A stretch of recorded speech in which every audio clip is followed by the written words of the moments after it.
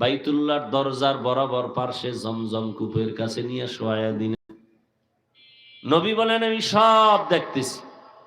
চিৎভাবে শোয়াইয়া আমার বুকটাকে চিরলেন, কলবটাকে বের করলেন, স্বর্ণের পেয়ালায় রাখলেন, জমজমের পানি দিয়া ধুইলেন।